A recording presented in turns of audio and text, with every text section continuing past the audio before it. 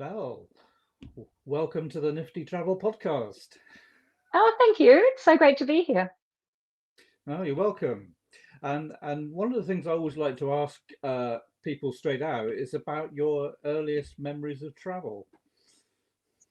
Um, yes, I did think about that. And I think it was going down to my grandparents' beach house which is on the Mornington Peninsula, about an hour south of Melbourne. It's always been a beach getaway for Melbourne. And at the time, the roads were not paved, and I remember smelling the pine trees as you drove down to those. They were just beach shacks now. Now it's quite shishy with vineyards and things like that.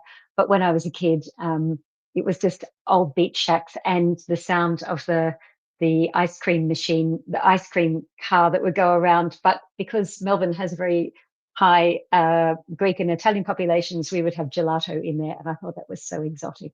So there you go. And of course, the ice cream is like well, it's the sound and the taste that all youngsters die for, isn't it? Absolutely, yeah. It's a lovely memory of travel, but just bumping down those sandy roads and then to have gelato at the end of it, very exotic as well. Yeah. So would you say that it gave you a hint at what you would be interested in later, or um, was that something that came about as as a result of growing up in Melbourne?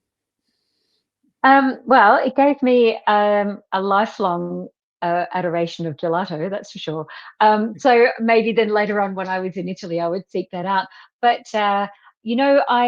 I moved away, and I lived away overseas in other parts of Australia for decades, and coming back, I write about it a lot more now. Like, when I was younger, it would be like, oh no, nobody ever goes there because there's nothing going on.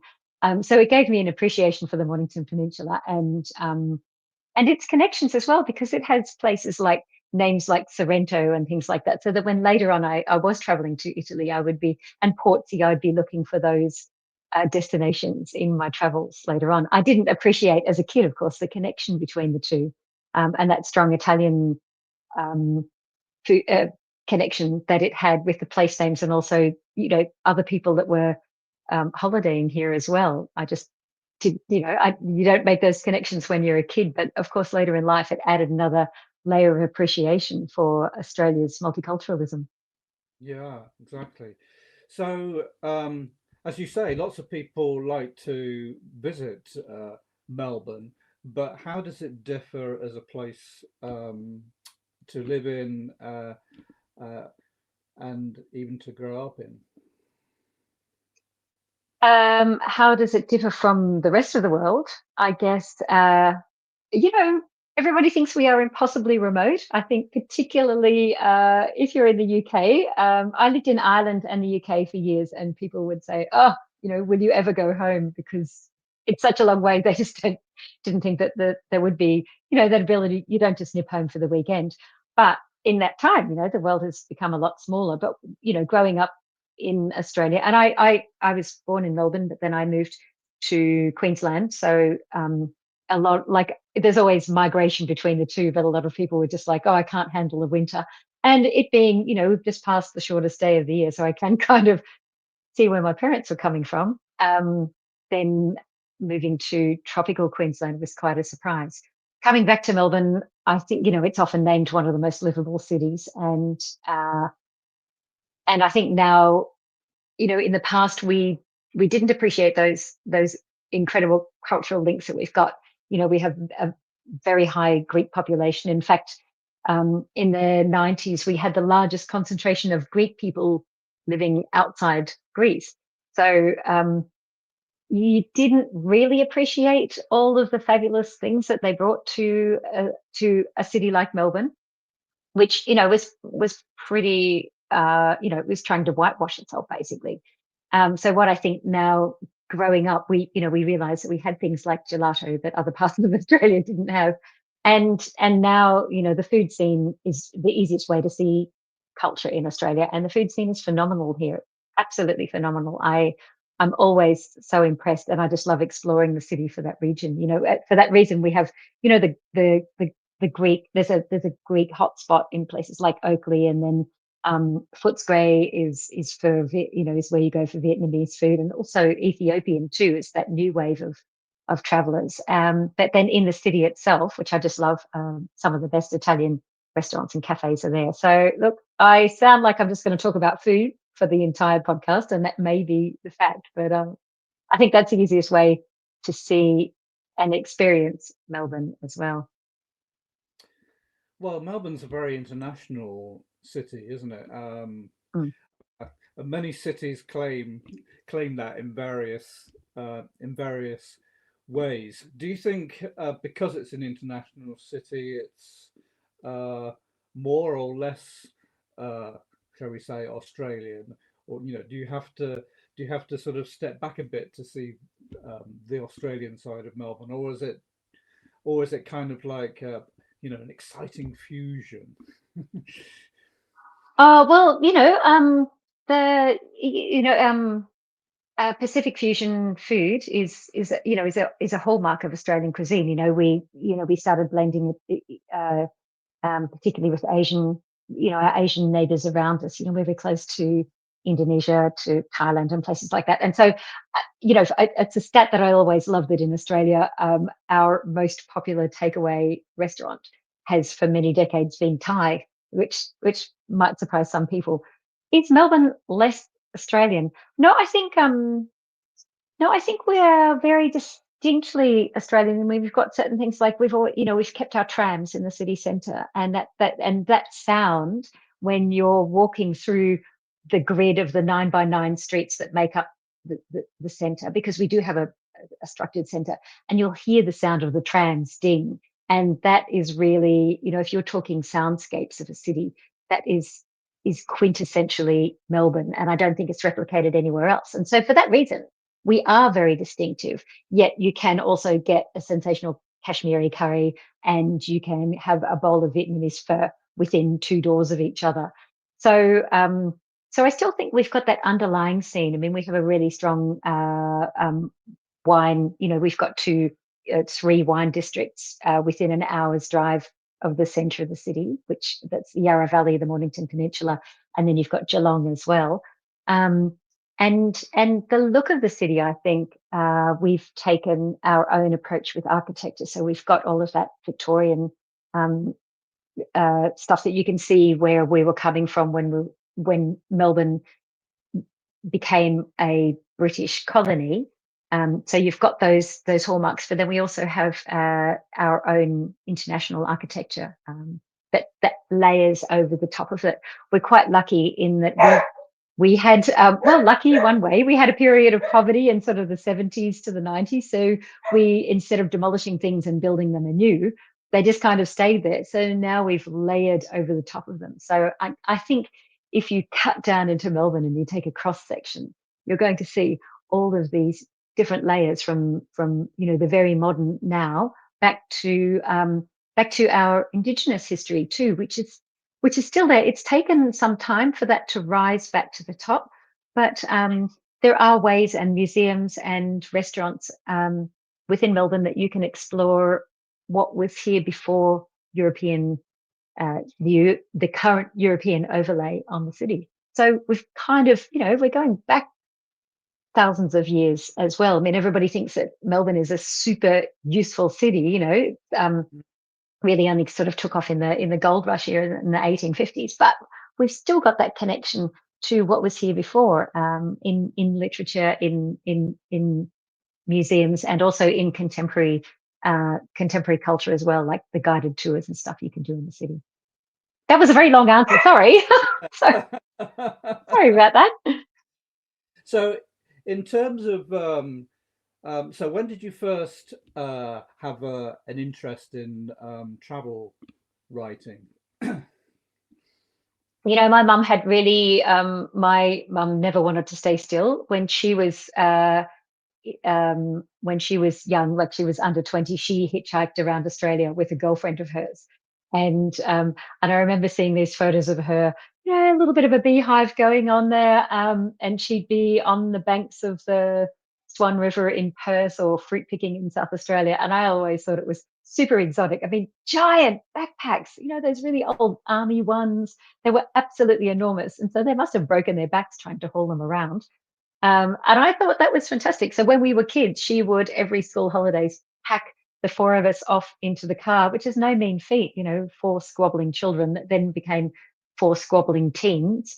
And she would do these enormous drives. I look back at it now. She'd go, right, we're going to go to Cairns, which is 2,000 kilometers away. And she would drive us all to Cairns. And, because she wanted to go see the Daintree Forest, which is the last the oldest rainforest in the world, and we were lucky enough to experience those kind of things. We didn't, as kids, we didn't travel overseas, and then I didn't go overseas until I was in my 20s, after I'd finished university, which is I think in today's um, in today's terms, it seems almost quite late. I mean, I have a daughter that's traveled an enormous amount. But I guess the good thing about that was that I traveled extensively in Australia and got that grounding, so that when I first went to San Francisco and then on to London and stuff, I had that identity and the sense of self before I started traveling. And I think, a lot of us, particularly Australians, are guilty of just buggering off us, shooting through as soon as we can, and then coming back later in life. So I feel I was pretty lucky to have had that grounding in Australian travel before I started traveling for myself internationally and professionally. So it sounds like growing up with was it brothers and sisters uh, Mm, that the whole sort of shebang. Yeah. the whole shebang, yeah. Well, it sounds like it was exciting to and possibly a great adventure to be going across, well, Australia, which, well, we all know it's a very large country. Mm. I've met Americans who think nothing of a going on a road trip. Um, and having tried a couple myself in a couple of Australian states, I can, I can sense the excitement. But I always think, it's interesting saying your mother took you all off to Cairns. It was you almost made it sound like a short 2,000 mile journey when clearly it's not, is it? No, it didn't. It didn't feel like a short journey. It took days to get up there because there was only one driver. So, but we would camp as we go. And yes, which we thought was the only way that you travelled. And then later on, staying in motels, it was like, wow, this is luxurious. There's a kettle, and you get those little packets of biscuits. Loved them, absolutely loved them. So maybe I was just chasing the biscuits. Those little, in very simple motels. So, do you feel that you have a closer relationship with uh, Queensland now, having gone there as a family? Well, I spent 10 years there. I grew up, I did my primary school years there. So we were constantly up and down the coast, and I've still got a lot of family who have lived inland as well. I had an uncle who had a cattle, a property that he ran cattle on. And so some of our very early holidays were going there, and he thought it was fantastic because he had all these kids to do extra work. So you'd find yourself mustering cattle, um, and and all of that, having lunch out in the property and in the back of the ute or the pickup, and having, you know, that, I mean, they're priceless experiences. And funny enough, they're experiences now that people pay an awful lot of money to do, you know, to go and stay on a cattle station or a cattle farm in different parts of Australia. So you know, it was in hindsight, it was a fairly privileged upbringing in that sense. You know, you just were used to the fact that there were, in the dry years, an insane amount of kangaroos just running through the place, and you know, and dingoes would be circling around his farm at night, and you know, and you'd hear them calling, and I guess, yeah, so which does sound very exotic if you've grown up in a place, you know, in suburbia that's very ordered and green and lovely and things like that. But knowing and seeing how Australia's luxury outback travel has grown, it's quite funny because a lot of those were experiences that we had as kids. Um, but then, you know, a couple of years ago, I was up in the Kimberley a few years ago, in which is the far northwest of Australia, and that is real. You know, that is really remote and really exotic. But some things remain the same: piles of kangaroos everywhere. But you know, when you're talking about luxury experiences, then of course there's more helicopters and things, which I didn't do as a kid. So we're just bashing around in old Land Cruisers, chasing rogue cattle that shot off into the bush. That sounds very intrepid, doesn't it? Yeah. Um, well, I think the sound of the countryside is clearly very different to suburbia. I mean, Mm, I was thinking before our chat about how, you know, the how even suburbia has an element of the countryside in, because back in back in the days of yore, as they say, deer used to be a very dominant creature in the current countryside, and sometimes you still get to see them. So there's kind of a there's an overlap between country and suburbia. Would you say that mm. you get that in Australia as well?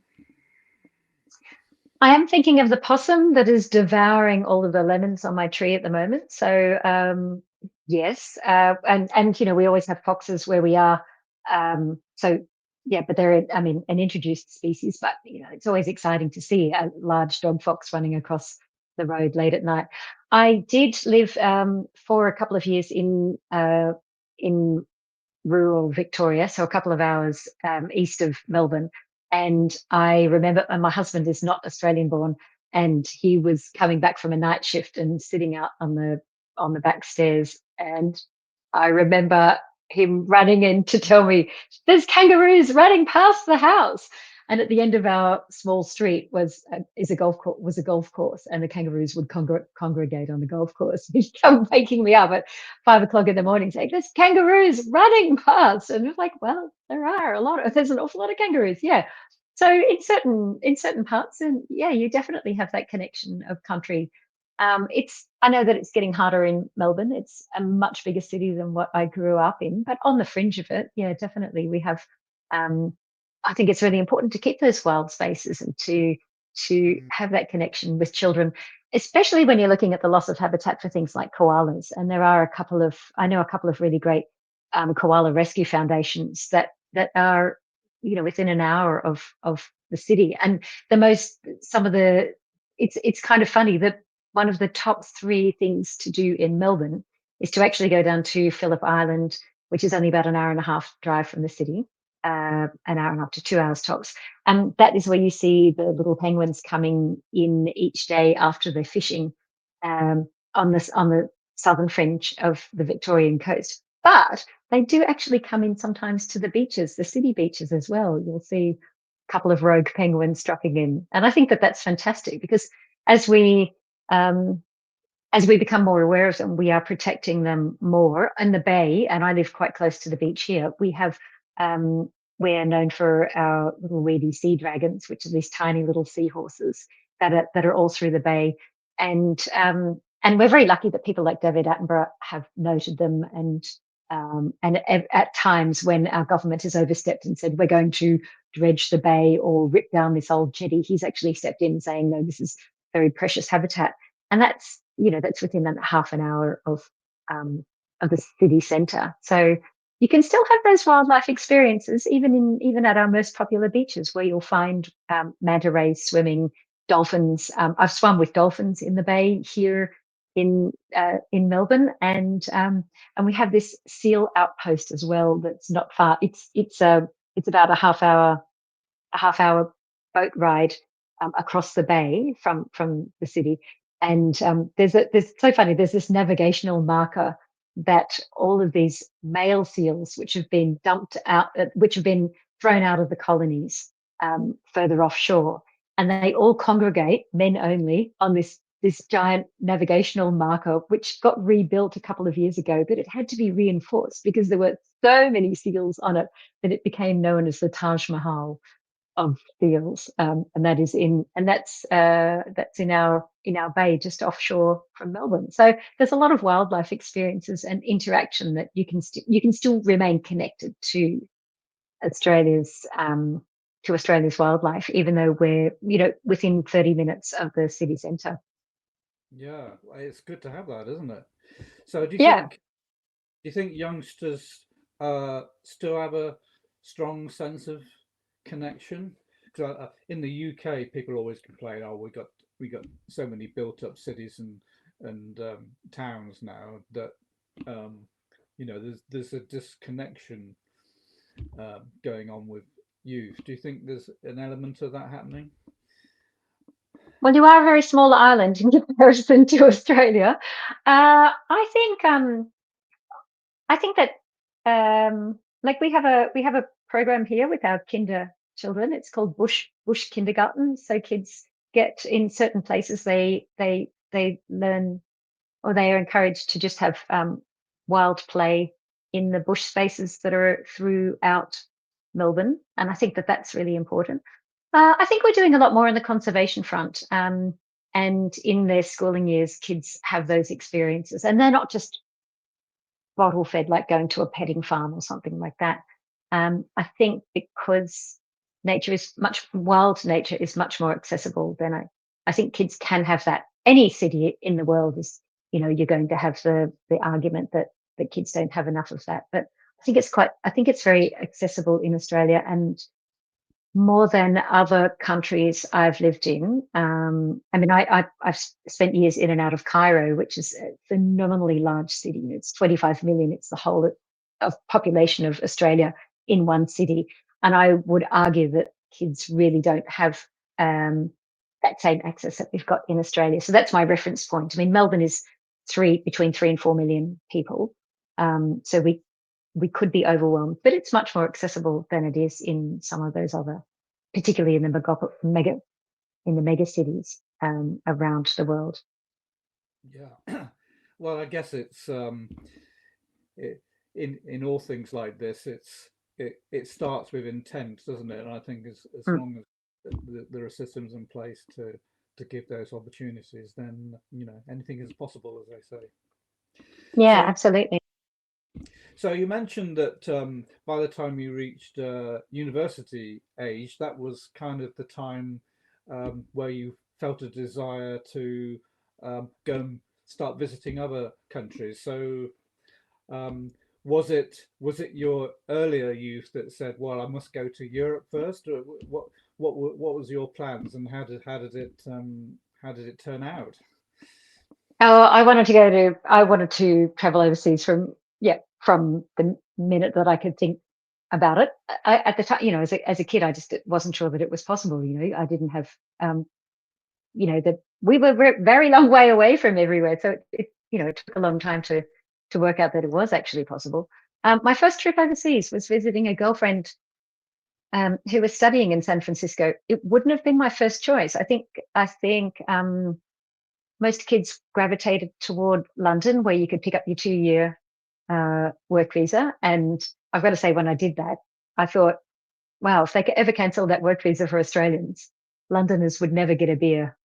Every single pub had at least one Australian in it, if not many Australians, if not the fact that it was an Australian pub. They were absolutely prolific by the time I did get to London. So my first desire was to travel to the UK because that was all I knew.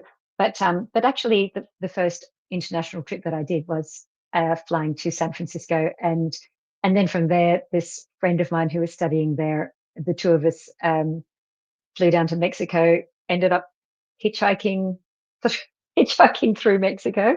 Can I say, don't try this at home, kids? Not great. We were hitchhiking mostly on yachts in the Sea of Cortez. We just managed to get into a into a group of Vietnam vets that owned yachts and lived in Mexico. So we hitchhiked between, jumping between different places, and ended on a party island where people met every year for 3 days to race crabs and drink beer. Um, and then, yeah, so probably wouldn't try that at home, but it was a great, it was a phenomenal experience. It was just so out of my world. I was just saying to somebody the other day, we were talking about the first time we'd ever seen guns that weren't just, I mean, there's always guns on properties and farms and stuff, but more like, just rifles. But the first time I'd seen an AK-47 or any kind of serious gun was when I was in Mexico, and I remember, it was quite shocking. It was incredibly eye-opening. And then going back to the US was uh, such a crazy experience. Just having those big long country. I was comfortable with a long cross country drives. I was fine about that. The distance didn't frighten me. But I think when I did the year after move to London, then I was like, right, now I've really got to get my teeth into this and start really doing this travel thing seriously. Yeah. So, did you find then that in between the journeys you took, did you have a different view of Australia when you got home? I think because it was so expensive, um, it was hard to get home. Like, I didn't come home for 7 years. Also, it was a choice as well. I was having way too much fun. Um, and that at the Absolutely. time it was kind of normal to, not ring your mum every day for everybody not to know where you were. You could just disappear for months on end, and I would do that. I, I had a couple of very long trips through Eastern Europe of 3 and 4 months of just living in, like, camping and hiking and disappearing for months at a time, and being really off grid in that sense, which was fantastic. And I remember coming back from one of those trips. I was in a bar, and the girl behind the bar was Australian, and she said to me, "Oh, have you heard about the bushfires?" And I was like, "No, no, what bushfires?" And there were bushfires back where my mum was from, where my mum was living on the Mornington Peninsula, and yeah, it was quite a shock actually to think that your home could possibly disappear while while you were there. Maybe it forces you not to take it for granted. Um, so yeah, coming home, it's always hard to readjust coming back when you've lived away for a few years.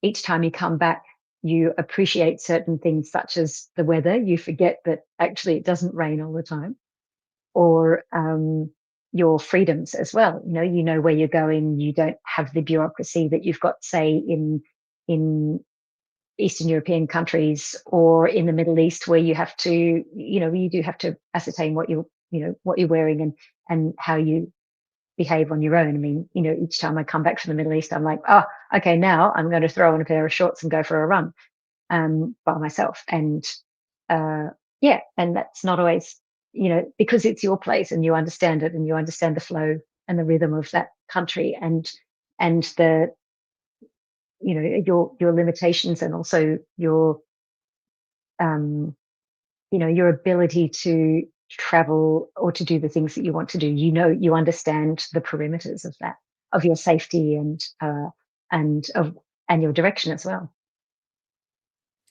So did it? So certain countries then, did it change your view of those countries? Did you were there any surprises? You didn't, the country didn't appear, or there was something about it that you weren't expecting? I think every time you travel, if you're not surprised, then you're just not looking hard enough. I think that's um, that is the beauty of travel. I mean, I spend a lot of time. Uh, I work in the Middle East a lot. I spend a lot of time pulling apart those myths as well, because I do think um, ignorance is the base point of fear as well. So we fear what we don't know. So going to um, going to places that have a reputation for whatever reason. I mean, I'm going to pick one. I'm going to say Saudi Arabia because it is one of the newest travel destinations that have opened up. In 2019, it changed its visa requirements. Um, Prior to that, women were limited to be able to be independent travelers. And then in 2019, it changed things, like you didn't have to be aligned to a tour group, or particularly for religious tourism, or work to enter and travel there. So uh, it opened in 2019. COVID closed everything down. So when I first went in 21, yeah, I mean, absolutely. It was, people were emailing me saying it's dangerous, you can't go, you shouldn't travel, you need to cover your hair, all of these things that were patently untrue. It's a phenomenally safe place for solo travelers, for women travelers as well. You don't have to cover your hair. Um, and so, yeah, I mean, that is really one of the reasons why I write about travel in those sorts of places, is to look at those myths and then find out if they're based in fact. So if you weren't surprised, then you probably just, yeah, you're not looking at you're not looking at the country to explore it a little further, because every place is surprising, Yeah. even London. Yeah, absolutely. Well, I lived more or less in the same place for 50 years, and as even the week before I migrated somewhere else, I was still discovering new things. So I think uh, you can be near and far, uh, and still find something interesting to investigate. Hmm. So, when did the Middle East first become uh, interesting for you? For When did me, it? about 15 years ago, I really started focusing on it.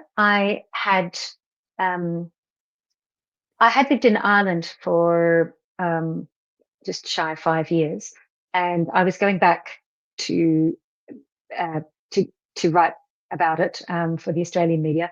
And the flights are easiest to go through Abu Dhabi, so stopped in Abu Dhabi, um, checked it out, and then I thought I'll put a side trip on and I'll go to Cairo, because I'd always wanted to go. Every time I went, I seemed to have bad luck. Some drama was happening somewhere in the Middle East. And I've got to say, the problem with the Middle East is unlike Europe. If there's a problem in Romania, people don't say, "Oh, we shouldn't go to England." There's that distance and that separation from it.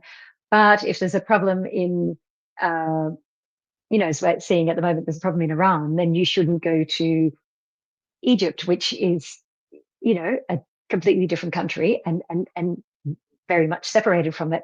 The Middle East suffers that if one country is having a problem, it throws the whole continent into shadow, which is one of its great shames. So so I finally got to go to Cairo. I went on my own, had an absolute ball. I went back to Australia, and I thought, I'm in a time of my life where I have got, I have no commitments. I can rent my apartment out. I don't have a husband. I don't have children. I've got a job that I can pick up and do anywhere. So I had been to Buenos Aires. I'd been to Argentina, and had been down to Antarctica during that Arctic season. Um, and I checked out Cairo a little bit, and I thought these two would be really interesting places. So, and I wanted to be somewhere that I had the time. I wanted to, instead of jumping into a country or a city and spending a week or 2 weeks there, and your Spanish is just starting to come back, and then suddenly you've got to go back and write your story and stuff. I wanted to stop somewhere and to have that total immersion, to learn the language properly, to start to get below the superficial layers that travelers are often kept at. So I tossed a coin. I tossed a coin between Buenos Aires and Cairo. And I said, I will remain true to the coin toss. I won't just toss it again until I get the result that I want. So I tossed it, and Cairo won. So so I moved to Cairo. Um, and then I got the culture shock that I was wanting to experience. And I got it absolutely in spades full. Like it was like, you can understand at least the top layers of society in a city such as Buenos Aires. If you're coming from a European or a Eurocentric background, as I was in Melbourne. Cairo didn't understand one, it was just not an iota of comprehension, from the language on the streets to how the buses run. Should you catch buses? Should you go on the metro? How do you fight with a taxi driver who clearly has taken you a phenomenally circuitous route, when he doesn't speak the same language that you speak? And how do you even pay him? What's the best way to pay him? So, yeah, I got all the culture shock. Um, every time I go back, I still get culture shock about certain things, and because any country, any city that you're not born into, um, uh, is going to throw up some sort of roadblocks on it. But yeah, Egypt is a densely layered country, and so completely different to Australia in so many senses. People think we're a very young country. Egypt, of course, has a very old civilization. But then when I say things like, "Oh, but we've got a 40,000-year-old Australian civilization," Egyptians are like, "What? Where is it? Because we've got the pyramids at the end of the street. What are you guys looking at?" And thankfully, I can say that we have some absolutely incredible rock art galleries that I've seen up in the Kimberley, that predate carbon dating. But if they're like, well, if you haven't sold it, nobody really knows about it. Did it even exist? So there's a lot of those conversations that happen. So that was my entrance. I checked out Abu Dhabi, gave Cairo a taster, and then I packed my bags and moved to Cairo. So, as you say, it is a, a very old country. So, in a sense, um, well, as you say, they've got something to show the world in a physical sense, but it's also quite a complex country. Mm, Um, it's, as you say, it's got lots of museums and mosques, and um, it's probably a multi-layered um, society. And as you say, there's a lot of people living in a very um, well. It seems like in a fairly small area. I mean, I've been reading a little bit about the history of Egypt, and the typical things. How did they build those massive structures? But it mm, just seemed to me that the country used to be a lot more fertile, many hundreds and thousands of, of years ago. So that's kind of heavily influenced the direction they're going in. So what sort of things uh, have you found that are interesting about Egypt? Oh, there's so much about it. And it's changing a lot too, I mean, Thomas Cook started by running tours for Brits to Egypt. So it's kind of, people have been going to see the pyramids, since everyone from, Ibn Battuta to, all of the Romans, Herodotus, and all of those guys. So, they've they're very much on the map for travelers. Um, I think, this year is a really big year for Egypt. The Grand Egyptian Museum is finally opening after 20 years. I mean, they were starting to build it 20 years ago. The designs got dropped, and then it's, it just, Egypt's had a lot of delays. It's had revolutions. COVID was just a blip, one of those many, many blips. I find that it's an incredibly enduring city, no matter what's thrown at it. It just keeps moving on because it has to. Because if you stand still, then then you're lost. So it's always progressing. And I think actually in the last 10 years, the society has really changed a lot. It's become a lot more open than when I first moved there, a lot more progressive in some ways. And then when you go back, and I am going back in a couple of weeks' time, um, flights uh, and geopolitics notwithstanding, I am going back to look at at those pyramids and seeing how they're changing. I mean, for years we would go to there's the main entrance to the pyramids, and there's the sneaky little back gate, which is mainly where Cairenes go into, because of course they pay a very different amount to visit their pyramids.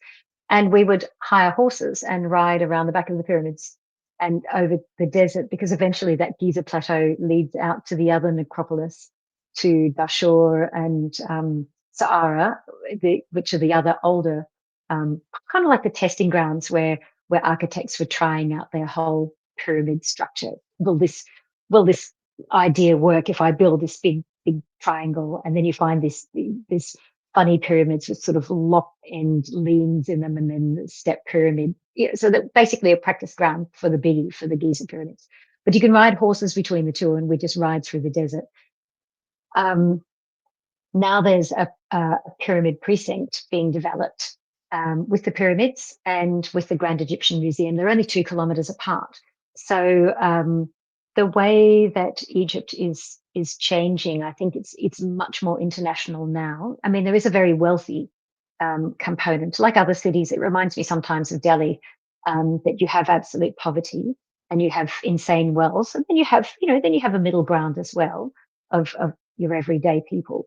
But there's much more international influence in there now. So in the Grand Egyptian Museum, the Gem, you can have French macaroons and very nice cappuccinos and things like that. But you can also buy. They have an exceptional gift shop in this in the museum. So I have visited there a few times because it's been opening in stages for years.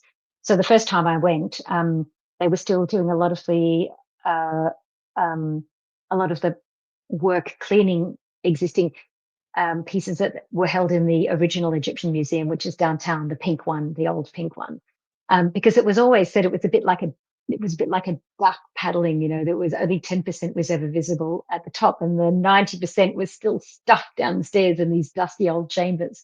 So having this museum gave them a chance to pull it out, dust it off.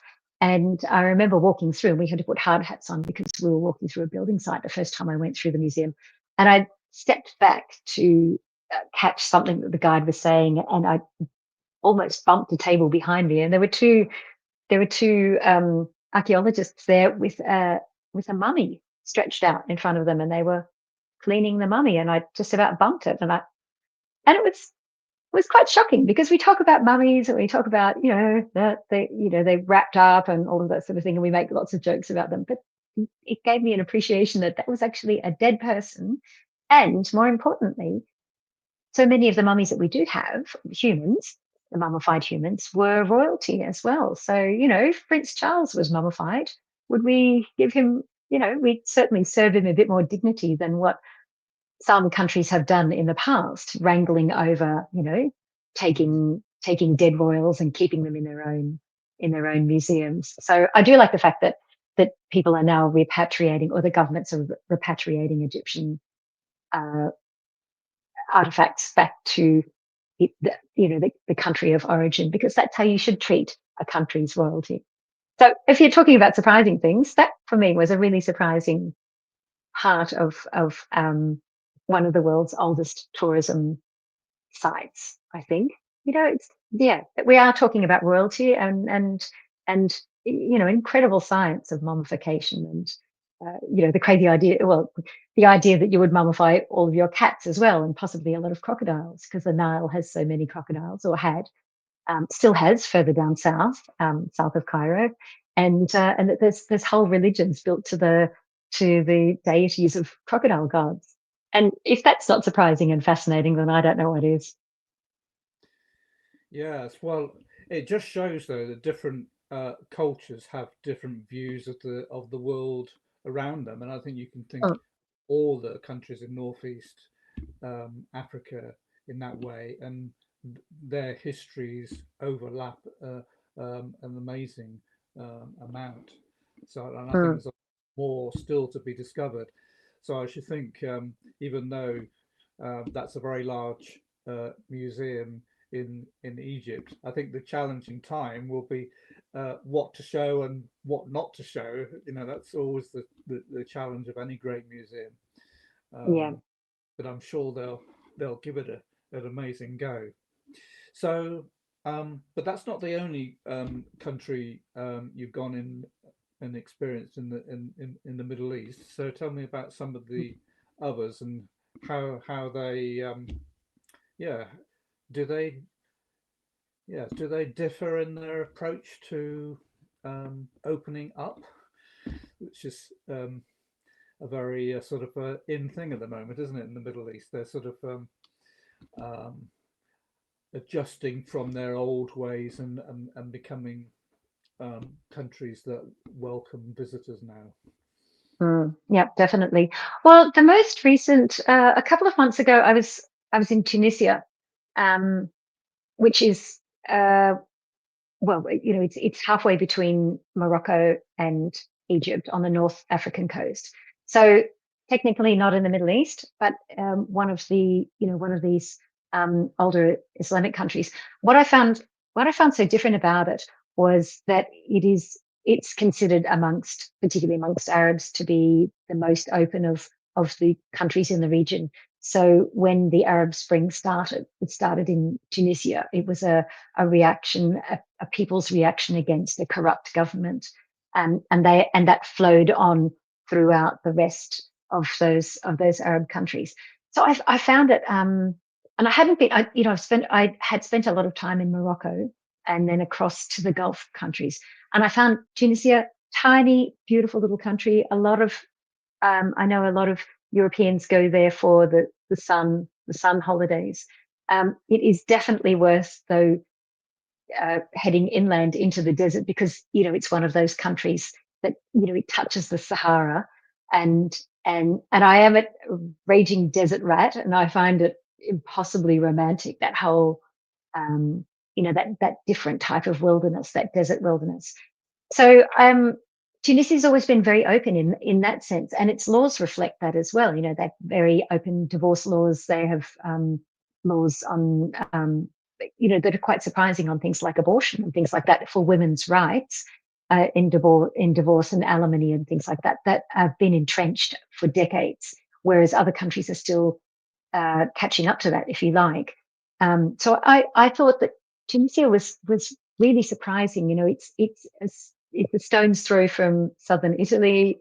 It's within spitting distance of Malta, and yet it's got all of that fabulous history. Hannibal came from Carthage, which is now pretty much a suburb of Tunis, the capital. So we're talking war elephants, and the attempted subjugation of Rome. Which, I mean, I'm raging history, not particularly good on dates, but I do love the concepts and ideas, and the interconnection between those countries. I mean, between, I think sometimes we suffer, particularly in Australia, because we're so much further away. I'm not sure that you do, but sometimes we suffer the idea that somewhere like Tunisia is so remote, and so disconnected from reality. Whereas, in fact, as I just said, geographically, it shares that commonality with Europe, which of course Morocco has as well. Southern Spain. You can pretty much throw a pebble if you have a drink at sunset, and down near Cadiz, you're just about looking across to Morocco. You can post Morocco for that. So it's funny when you look at those Islamic countries and you feel that they're so far apart. Then when you are actually in Southern Europe, you realize the influence from the two. The influence is interchangeable from both. In the design, in the colors that are used, in the motifs that you might find in Spain, are replicated across the Middle East. You'll find, certain amulets or insignias that will keep repeating themselves throughout the Middle East.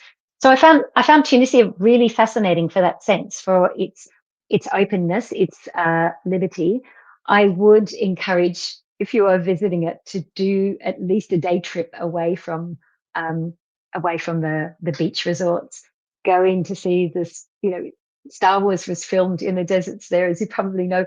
Also, and this is the one I didn't know, but I'm sure that you do. That Life of Brian was shot here as well in Tunisia, and that kind of that was a pretty racy. It's still a pretty racy film particularly a film that is, has extremely strong religious overtones. And for Tunisia to say, yeah, sure, you can film here, I think was an indication of how open that country has been for a very long time.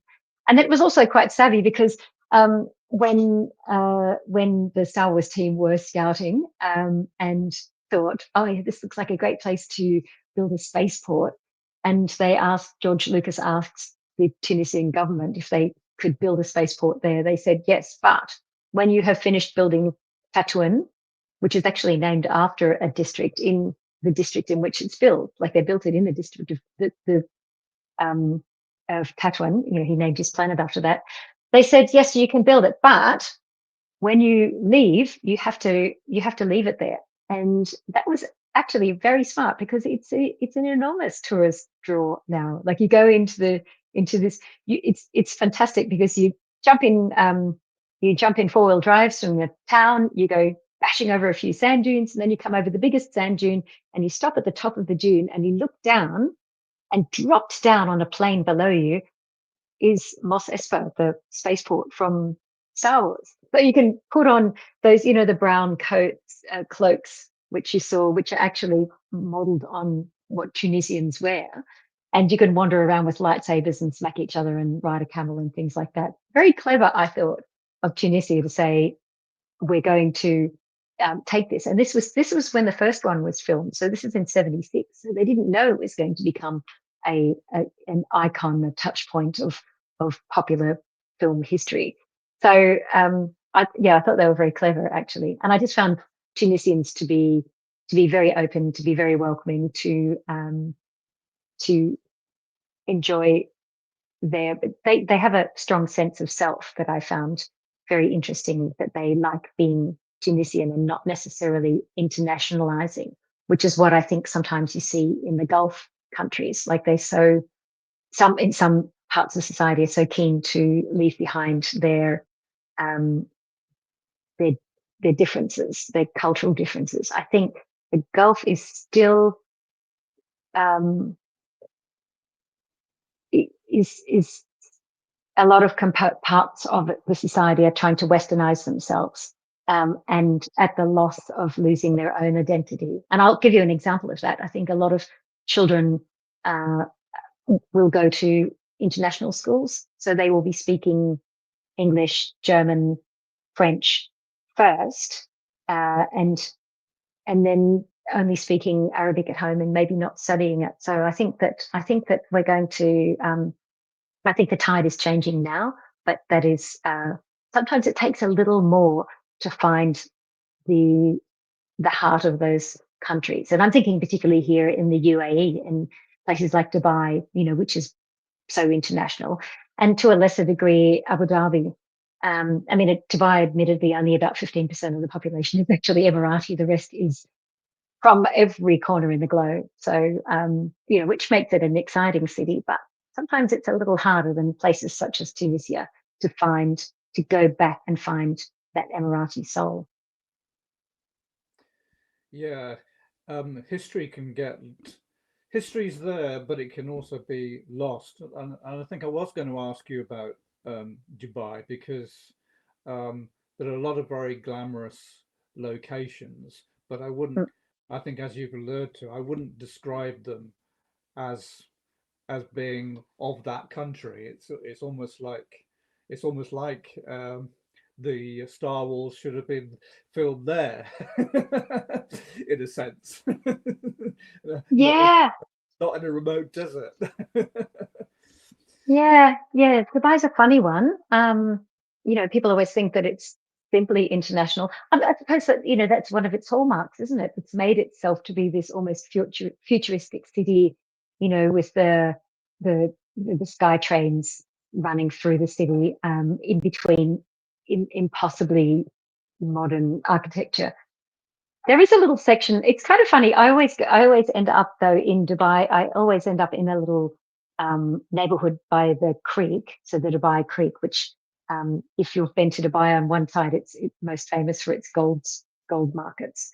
Um, so there is a little section there called Al Seef, SWF, which is they've built a old style Emirati village, and there's no cars in that area, and you're just walking, and it's just a couple of, there's a few hotels that are hidden, tucked away in amongst this old style market, and I think it's really pretty. And it's beside the waterfront, and I always go back there because it feels like sometimes Dubai is, it's an incredible pace. Everybody is like there for the money. They've got their stuff to do.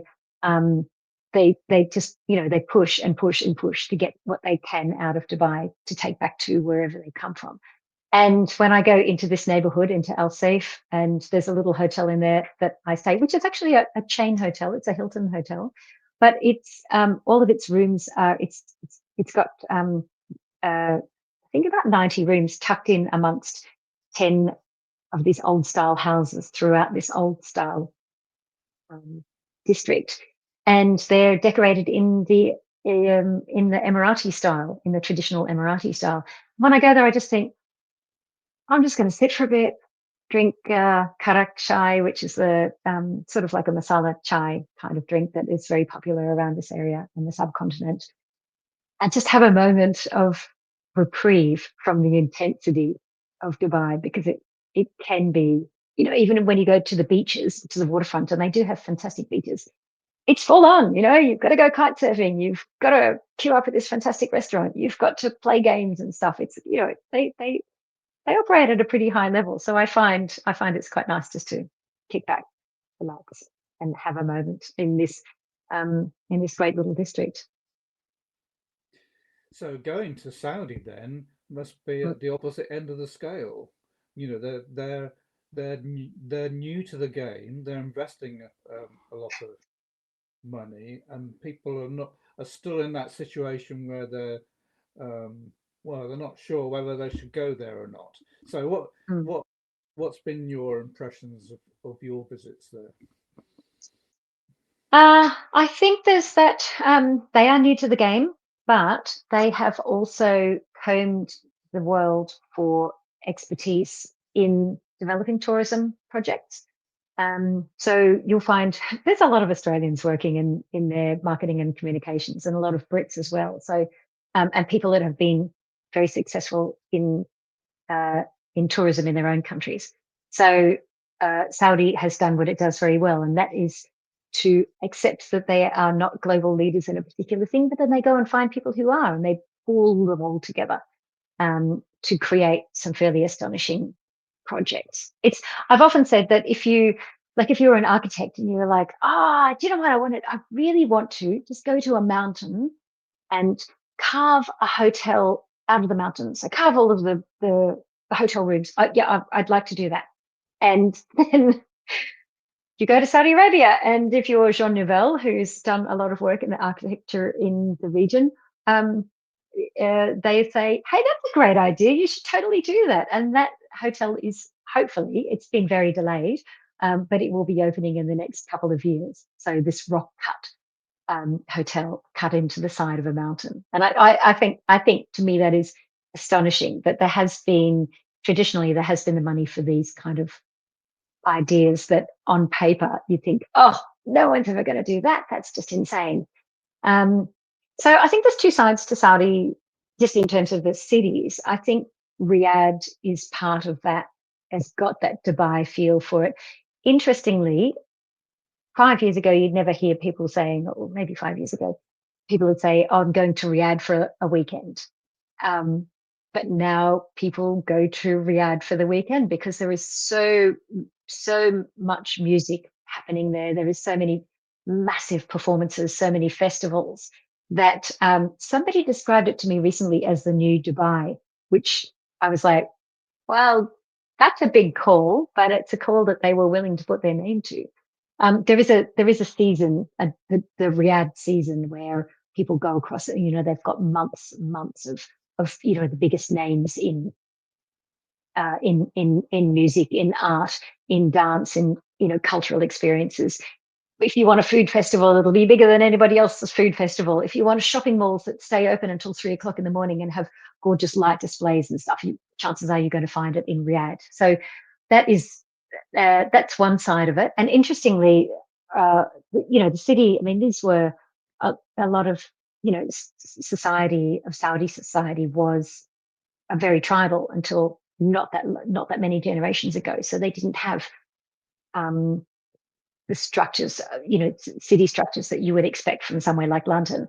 But they would always have fortresses. So they have realized the value of these absolutely beautiful mud brick fortresses and are preserving them in the cities and then building their stories around that, and also their things like the Dubai Metro, the Riyadh Metro, which they just got a whole pile of architects and went, who do we know that are the best architects? And we'll get them to design a station each. So there might be the Zaha Hadid one, and then there'll be the Novell one, and it'll have the newest technology and it'll be the greenest technology, because why chuck fossil fuel in? And I think that is the hallmark of Saudi. Is for years its wealth has been on what lies beneath, and they know that when the petrochemical, when the petrodollar runs out, they've got to have something to to back up. They've got to have something in the back pocket. And already, it's an estimate that 1 in 10 jobs around the world is in tourism. So that's clearly going to be the industry to hook your pony up to. So Riyadh, intense energy, very young population, doing some really phenomenal architecture. It's almost a competition, who's got the biggest hotel, who's got the rooftop bar. It is alcohol free still. There are rumors that it will drop the alcohol ban, but I don't know how. I don't know. I don't want to make a call either way. There are a lot of people saying, oh, it'll be gone in a couple of years, and others will say, no, Saudi is the protector of the two holiest sites in Islam. So the two holiest mosques, so Mecca and Medina. So that's never going to happen. So I don't know. I'm not close enough to the government to tell you how that's going to play out. But then when you move away from Riyadh, which is a desert city, and it's quite remote in that sense, to the second city, Jeddah, which is on the Red Sea coast. Jeddah has always been a gateway for the country, because that is traditionally where pilgrims would come in by sea, would sail into Jeddah, and then they would go to visit Mecca and Medina. Mecca and Medina now are connected by a high-speed rail link, which is very convenient, because it used to take forever by camel. So, that just shows that it's keeping some traditions, and that is the tradition, of course, of Hajj and of religious pilgrimages, of Umrah at different times of the year. But now you can do it in a nice air-conditioned train that is just beautiful, and it runs. The efficiency of it and the speed is just delightful when you spend so many years waiting for trains that are always cancelled, or there are leaves on the track, so it's not going to run. So having this incredibly efficient high-speed beast is phenomenal. But Jeddah itself is a fantastic city. It's a portside city. It's got it's a Grand Prix city as well. It has the F1. I think the EF1 definitely is run there, and it's always been more open anyway. It's always had a very multicultural population, and by multicultural, I mean it's drawn so many people from from impossibly exotic places like Zanzibar, and Pakistan has a strong influence there as well in terms of people that have moved there and worked there and stayed there. So I find it a really interesting city.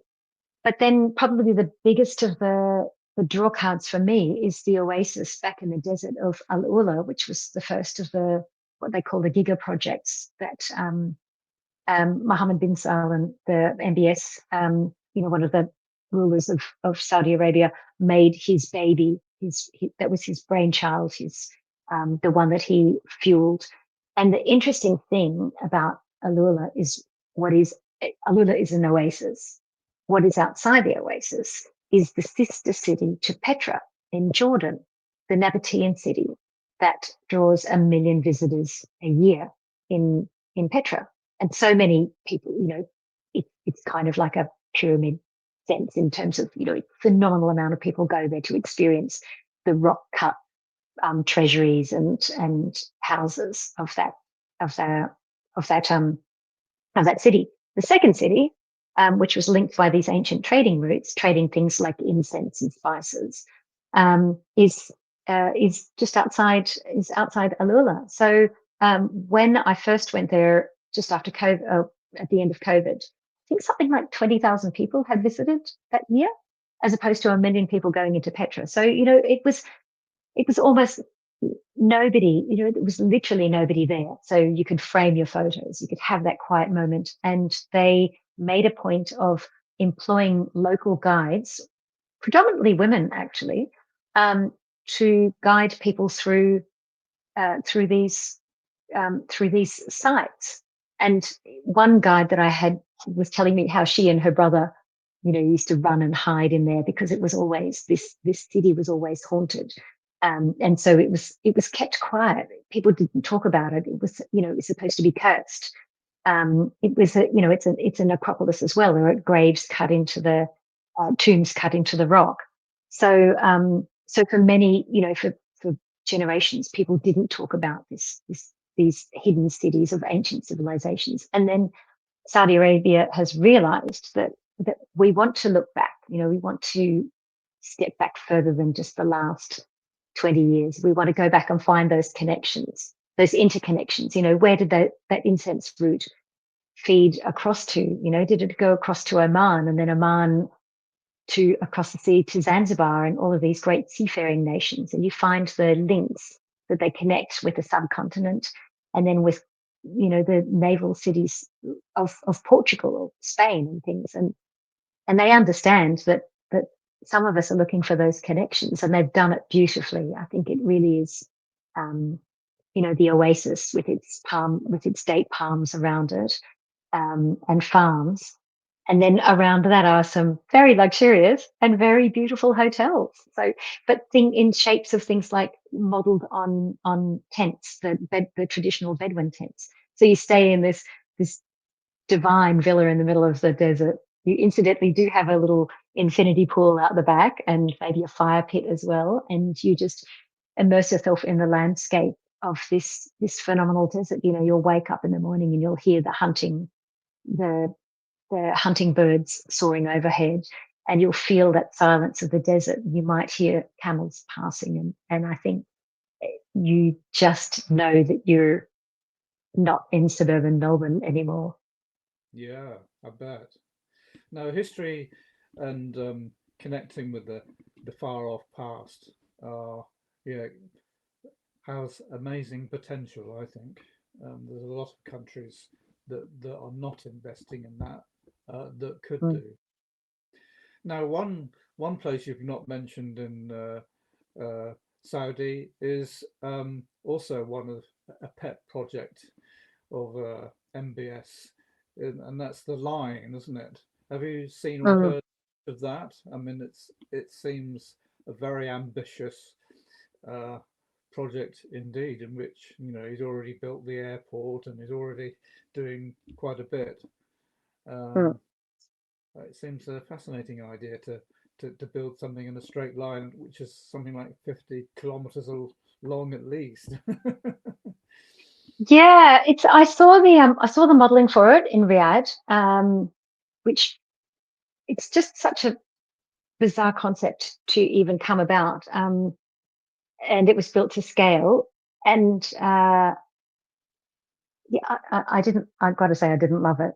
And then on my next trip to Saudi, we were up in the area where it was to be built.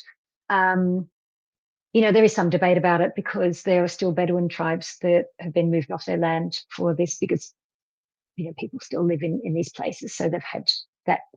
It's been very controversial in that sense. Not, and then it's controversial in the architectural sense. I like the fact that it's looking at renewable energy. at the time I couldn't see like where they were saying, and the line is going to be built here. And we were literally sitting in a tent, stargazing. So there wasn't a lot going on there.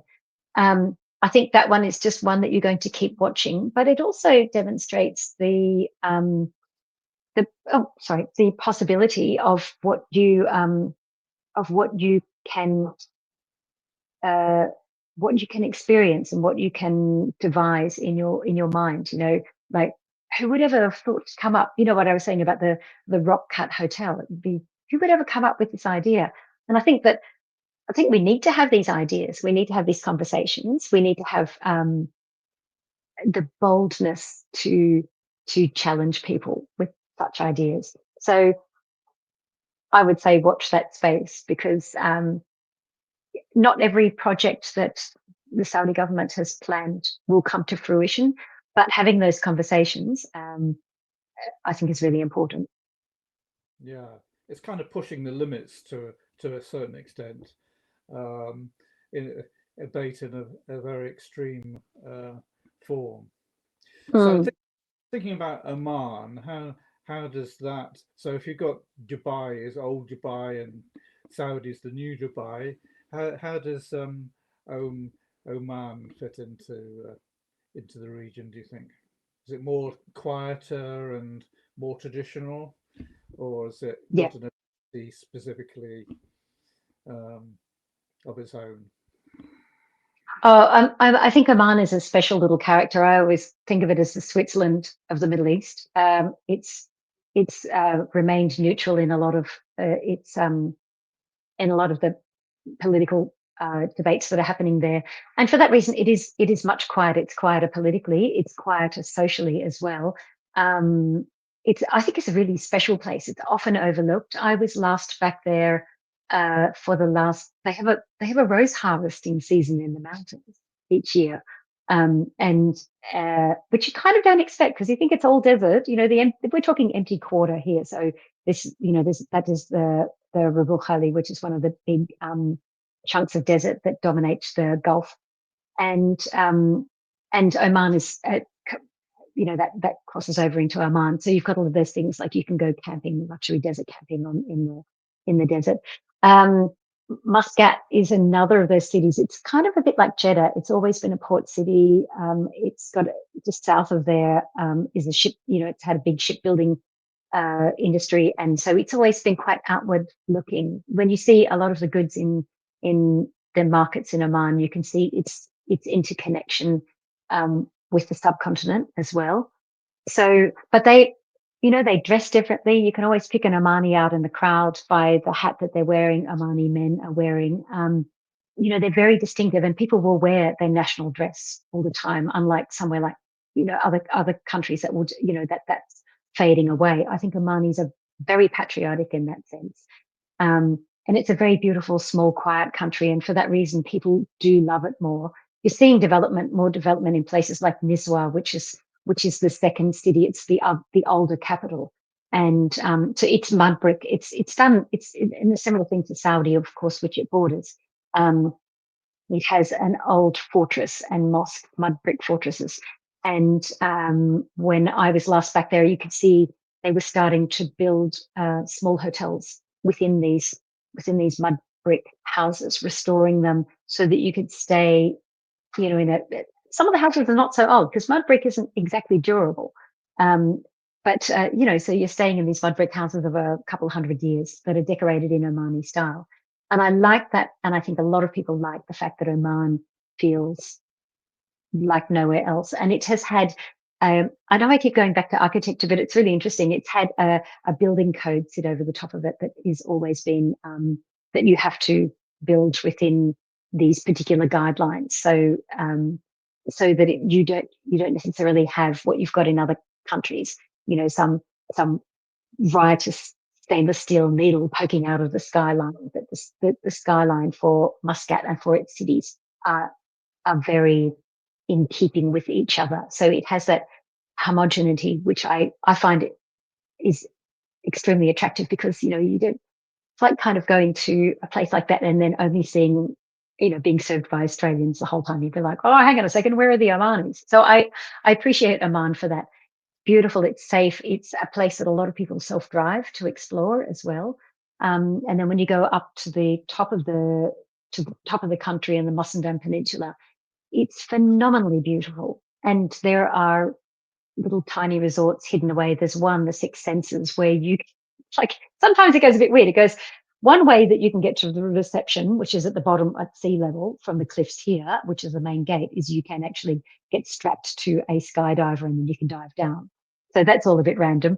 But yeah, it is very traditional in that sense. It's got it's very comfortable in itself, and I think that makes Oman very attractive for foreign visitors. And you'll actually find quite a lot of expats will move to Oman and then stay there and just keep exploring because it has beautiful nature. It has great hiking, and it really has a very genuine, heartfelt welcome for the foreigner, which is just yeah, it is a genuinely beautiful country.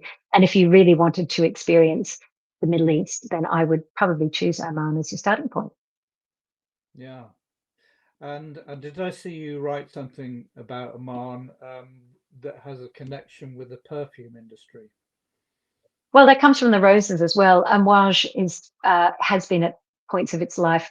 The perfume label, the Omani perfume label, has been the world's most expensive perfume. I think it's sort of fighting for that title now, but because they had amber, frankincense is the other major spice that the other major fragrance that comes, the frankincense trees from the south of the country, blended with the spice with the amber and the roses from the north, has made it a perfume industry. And the fact that when you look at like the men who are wearing dish dashes or the white robes, when you look at the collar, there's always a tassel tied to the attached to the collar, and that's where you put your fragrance. So you waft it under your nose and you walk through life in a beautifully scented dream. And I do think that Oman is possibly the most beautifully fragranced country in the world. There you go. That's my call on it. Well, if that's not a good sales pitch, I don't know what is. I have no vested interest. I have no vested interest in Oman. Can I just point that out? Well, one word which is fairly hot off the press, I think, at the moment, is that there seems to be a degree of optimism around normalization um, amongst some and many potential neighbours in in the Middle East. Would you say that there is a sense or even a little bit of anticipation that maybe things will um, will be potentially quite transformative? Do you get a feel for that? In terms of what's happening there at the moment. Yeah, I just get the sense that out of you know uh, this is not a political broad podcast, but when they say let's put it another way, um, when when the ground gets burned out of that, there's there's new sprouting of trees and bushes. One thing you say about Indonesia, they have a lot of they have many volcanoes, but it is one of the most fertile um, Mm. uh, places on Earth. Um, yeah, I don't know. I just get this sort of feeling of there's that of optimism, and when lots of neighbours feel more positively about one another, the Middle East seems to have a lot of potential in what it could become. There's a lot of um, there's a lot of history, it has a lot of knowledge. Um, it's pushing technological boundaries. There's lots of you know potential investment in the travel industry. Mm. It Mm. could it could change um, well the way we look at a lot of things. Um, Well, yeah, I mean, the cruise industry is really evolving in that area, cruising through the Red Sea and around places such as the Omani coastline. So I think that is that's a growth area for tourism in the area. I think that I don't know. I mean, the Middle East always has so many setbacks, and this one, the one that's happening at the moment is quite devastating. And as I said at the beginning, once it affects one country, it seems that the whole continent gets written off, which is a shame when some economies, particularly Egypt, have such reliance upon the tourism industry. Um, yeah, I think I do see it changing, as I've mentioned earlier, quite dramatically in a social sense. Saudi Arabia is driving a lot of that with its changes in attitude toward women. Um, and I've thought long and hard about whether I should be traveling there, and I think that really with any travel, having a consciousness of that sort of thing and um, supporting ventures that help help people, and that is maybe homestays, using female guides in a country that where women don't have the same access to economic uh, equality is important. And so when you asked me, you mentioned earlier, should people go there? So I think in that sense, yes, you're going to see a lot of change in the Middle East. It won't it's far more open. I mean, when I look at Egypt, it's far more open than it was 15 years ago, 15, 17 years ago when I first started traveling there.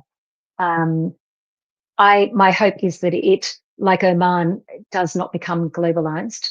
I hope that each country retains its identities. And I think as travelers too, we're becoming more educated in that sense. Like growing up as a kid, you went to eat Chinese food, but then, now you don't eat Chinese food. You eat food that comes, it's Shanghaiese, or, we know the difference between Cantonese, and, we're becoming more educated in that sense. We're more discerning travelers like that. So my hope is that it would do that. My hope is that, sometimes you see places like Palestine, the West Bank in Palestine had a fledgling tourism industry that has been closed off now. And my hope is that that would come back, because, to some people, some of the most phenomenally important sites in the world are in places like Bethlehem, birthplace of Jesus and all of that sort of thing. And I hope that those sites are protected, and for themselves, but then also for travellers as well that want to have that experience in religious tourism as well. It's always been very big there. So I hope for those travellers' sakes that they are protected, because there is enormous potential, and that is right through the Middle East and North Africa. That it's I'm not saying anything that's going to surprise anybody here, but yeah, I'm a hopeful person, so I maintain that they will see their way through this, and just to continue to evolve in a form of tourism that benefits the traveller, but also those whose lands we go to visit. Yeah, absolutely. Well, I wanted to cover an area which, I listened to a podcast you gave in Australia, where you were talking about myths. Do you think, that do you think there are still a lot of travel myths? I mean, I know you were specifically talking about Australia travel myths, but what people think they're going to experience when they visit Australia. But do you think there are myths around all um, countries now, or do you think, as you just alluded to, that people are getting smarter, and they now know how to cut through some of the traditional myths that people, the labels that people might put on a country? Do you think people are getting, no, I can see through that now? Well, you know, there's always travellers, first time travellers leaving every airport every day. Every day somebody's waving off their 17-year-old or their 20-year-old on a gap year, and every day there's a couple that is travelling for the first time with families. Yeah, you can research more of them on Instagram, on social media, but uh, I'm trying to think, like we always talk about drop bears in Australia, these bears that fall out of the sky, and somebody always falls for it, and it's fabulous. So that's always some fun. I think we get savvy about certain things, but if it does mean that we are making more informed decisions about how we travel, then I don't think that's a bad thing. But the first time I saw the Eiffel Tower, I'd seen thousands of photos of it, but when I first saw it, I was still shocked by it, going, "Oh my goodness, it's actually there, and I finally got there." So that's never going to go away. I don't think we can be so jaded that we are not impressed by what we're seeing. So, does that answer your question? Um, yes. Well, I think we. I guess what I'm saying is that we have an impression in our heads, perhaps, of what we're going to experience, and I Mm. think you said right from the get go. We should, if we're going to be a curious traveler, we should almost expect the unexpected, or to um, it's always going to be different in reality to how you imagine it. Well, that's what I'm really Well, saying. that is, yeah, and that's the beauty of travel, isn't it? Is to experience it for yourself. Nobody else can do it for you. Nobody else can feed you that experience secondhand, And through a lens or through a phone. yeah, and it's all perspective at the end of the day. Um, my expectations, yours, and someone else's. It's all different. I mean, I, I, I'm constantly amazed if I have several people talking about the same destination. The perspectives can be so different. Mm. It's almost like they're talking about somewhere uh, completely different, and I find that really, really, really interesting. Yeah, absolutely. So, really, to wrap up our conversation here, I like to ask about you've been blessed with the opportunity to travel to many destinations. Um, so you would have seen travel experiences that work well, and perhaps there are some that work less well. So how would you gauge the travel industry at the moment? Are the things that are doing, you think, oh yeah, that's really good. I'm really impressed with that. And are there areas that could, yeah, I think that could be better. Anything stand out for you? I've been watching the over tourism debate quite carefully. In places such as Venice and Barcelona, and I think it's really tricky because you say, I've been to Venice, it's fabulous, but you can't go because it's overcrowded now. So I think that that is a little unfair on people that haven't been there. But I do think that the move to diffuse tourism, because it is such a phenomenal global income earner, a generator of foreign income for countries. Um, but I think the diffusion of it is important. That instead of going to Barcelona, maybe we should be looking at, uh, I'm trying to think of the smaller cities or towns outside, on its fringe, and I think that we should probably be a little more adventurous. You say that, have we seen everything? Have we experienced everything? Or has somebody already done it for us online? Um, I, yeah, I think that we as travelers should probably expand our horizons a little more and look at those other places outside the global hotspots. Do we have to all go to Paris? The most visited city in the world. So I do believe that there's some companies that are exploring that more thoroughly, and we're seeing places like Central and West Africa as well as East Africa rising in that sense, and that's going to be very interesting. That we are stretching out past that further. I think that gives hope. And the other thing I think for the tourism industry is that we really do need to look at this. This is coming under the same banner of sustainability. You know, are we using plastics? Are we using single plastics? I am so sick of going to countries where you drive through the highways and snagged on the side of the road is just thousands and thousands of plastic bags. And and we need to step up on that. So they are my bugbears. They are my absolute bugbears for it is, we can have beauty and, we need to accept the fact that we are contributing to places not being beautiful. And is there anything that you personally would like to uh, improve in the travel industry? Apart from no plastics. Apart from Um, um, I think, I do think I've done quite a lot of stuff on women in travel recently. I've been watching a lot of that and the role of women in travel, in tourism. This is particularly in the Middle East. You'd often find, um, and I'm thinking of the first few times that I visited Turkey, it was always a very male facing, everybody was always men that I interacted with. I never interacted with women, the guy at the reception, the man who was doing the housekeeping, the waiters, and all of that sort of thing.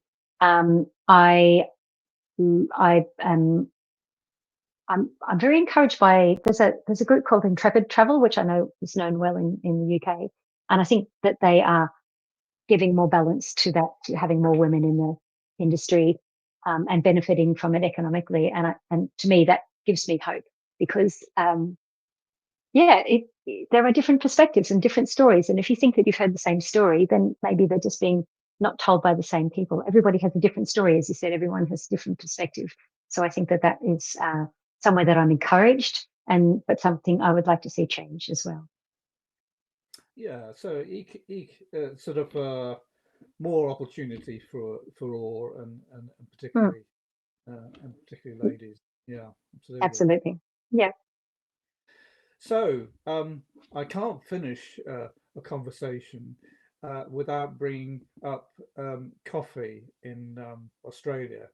Now I know it's a very popular drink, and I just wanted to finish our conversation with a little challenge.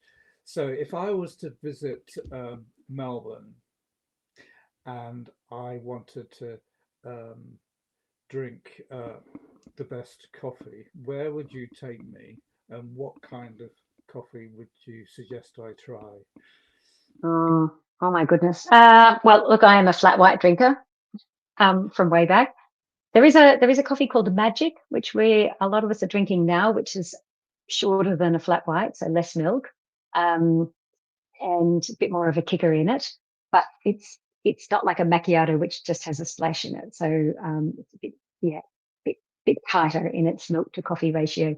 There are so many great places. I am a big fan of St. Ali in South Melbourne. Um, Brunetti is an Italian, uh, cafe group in the city, which gives the cafe experience. Um, Many people argue you'll find the better coffee, but so I would go to Brunetti on one of their cafes. But then if you're going back to the heartland of how coffee started in Melbourne, then the quintessential cafe to go to is Pellegrini, which had one of the first espresso machines in Melbourne in the 50s. And, it's not the most flash. It's, not the most glamorous, possibly not even the best coffee, but it's got that vibe of old school Italian Australian cafes, and it's really got a special place in Melburnians' hearts. And then you can sit on the footpath and you can hear those trams dinging as you drink your flat white, and, and that's Melbourne in a cup. There you go. Ah, wow. So it sounds like there's a strong Italian influence. And Um, yeah, in that food and wine section, then definitely yes. But piled in with everybody else now. But Pellegrini is one that we is our go to. mm, wow, I could smell the coffee even from here. You love it. Well, it's been absolutely fabulous having a chat to Belle, and yeah, thank you very much for coming on and having a chat to us.